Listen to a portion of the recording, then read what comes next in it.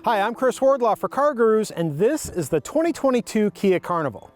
The Carnival replaces the Sedona minivan in Kia's lineup, and the automaker insists that it's a multi-purpose vehicle, or MPV. Now, they can call it whatever they want, but it's still a minivan. However, it is aptly named. This new Kia Carnival is a mobile celebration of family life, a rolling party on wheels, a technological festival for the intellect, and is one of the most impressive vehicles I've driven lately. In fact, it could easily become the most valuable player in your household if you give it a chance. How so? Let's take a closer look at the 2022 Kia Carnival.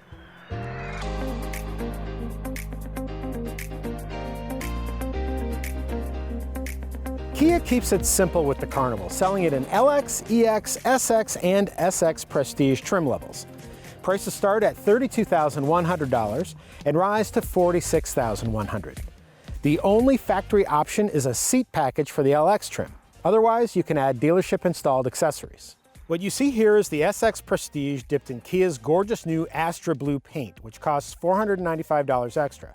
With accessory floor mats, a cargo mat, and an auto-dimming rearview mirror with HomeLink, the test vehicle came to $47,920, and that includes the destination charge of $1,175.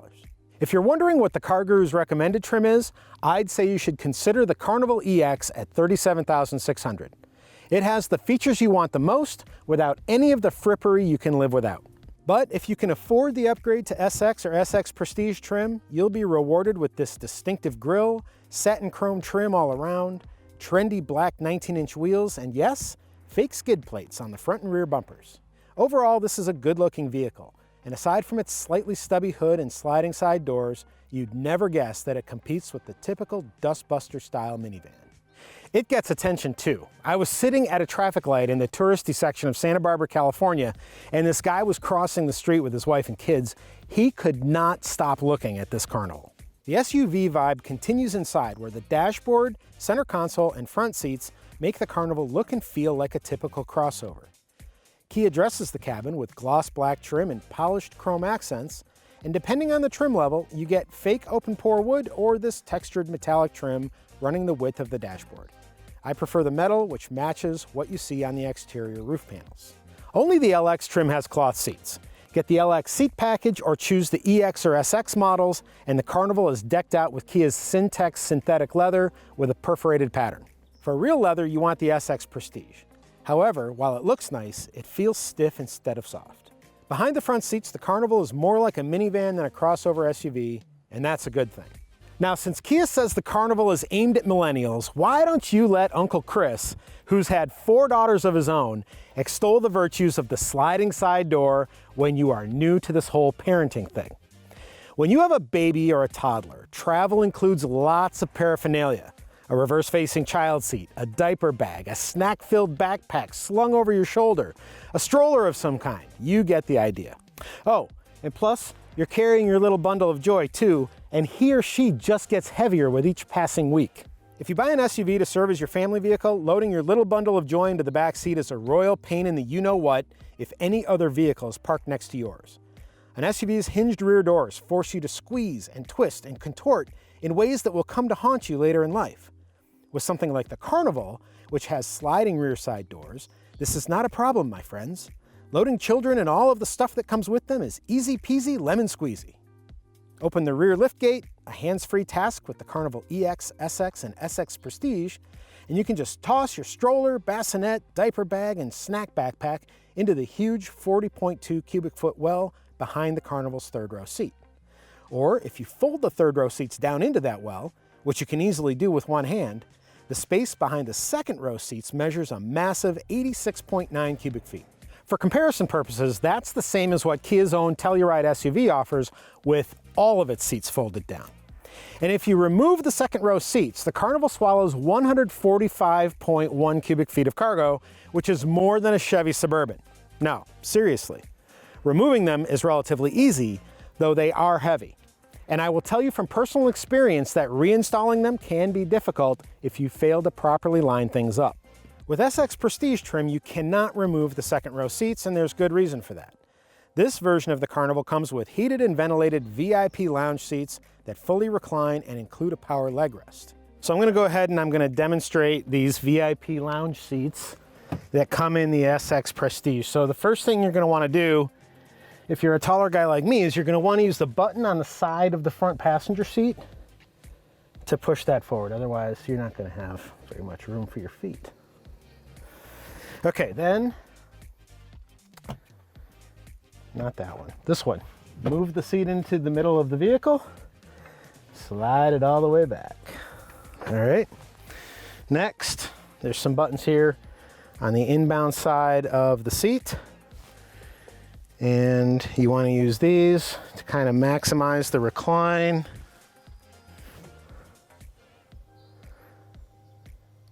Okay. And this does take a while, but this kind of pivots you up.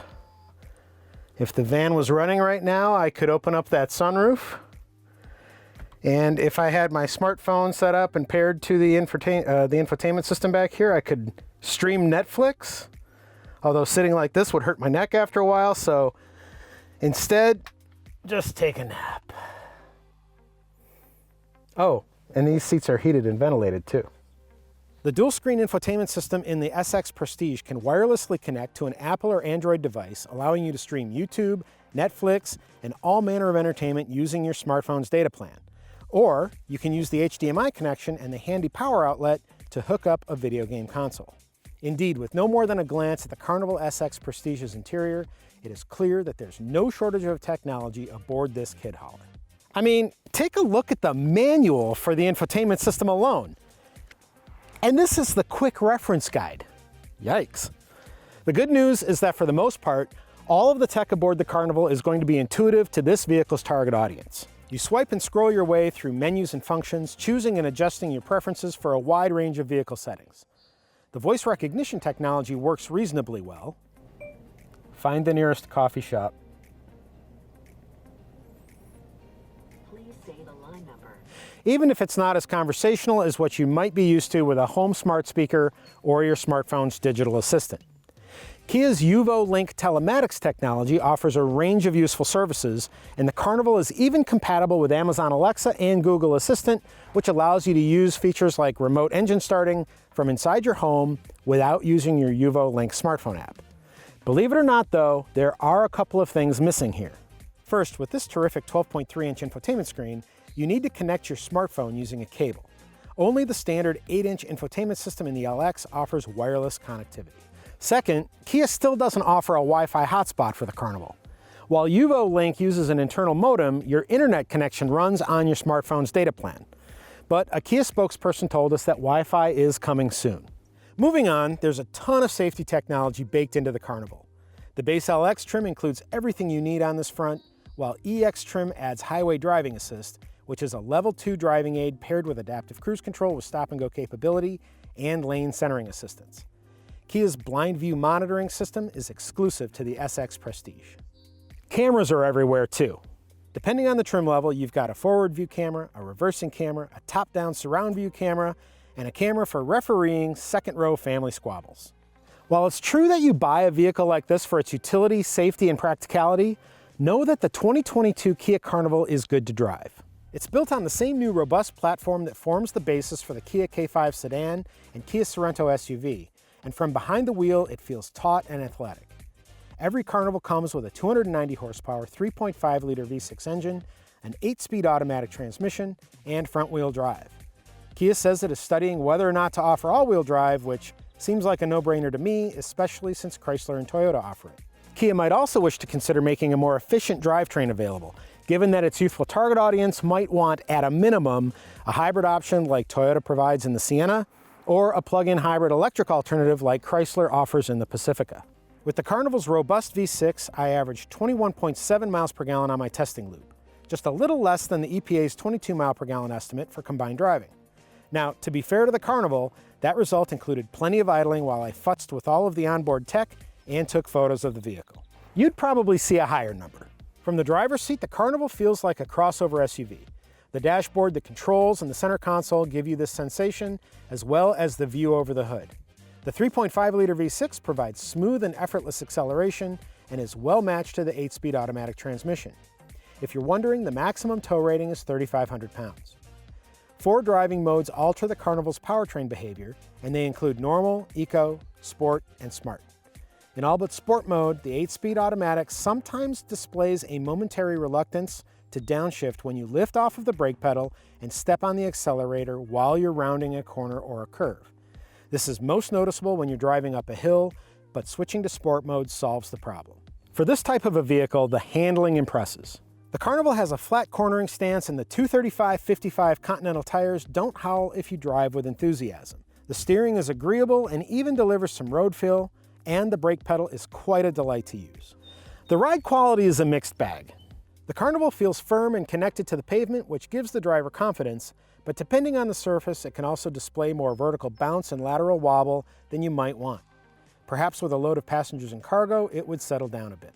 I did notice that the Carnival is pretty quiet inside for what it is, which is essentially a cavernous echo chamber on wheels. This is especially true when you're comparing this to a Honda Odyssey. And that can only serve to make the Carnival's passenger talk driver voice projection and quiet mode stereo functions even more effective.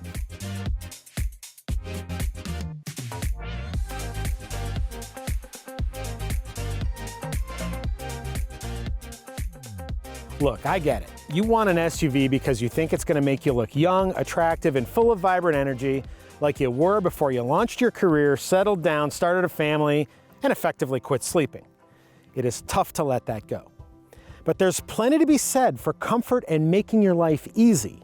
And the beauty of the 2022 Kia Carnival is that it provides everything that makes a minivan so useful, wrapped in packaging that conveys a genuine sense of style and fortified with technology to satisfy the geek in all of us.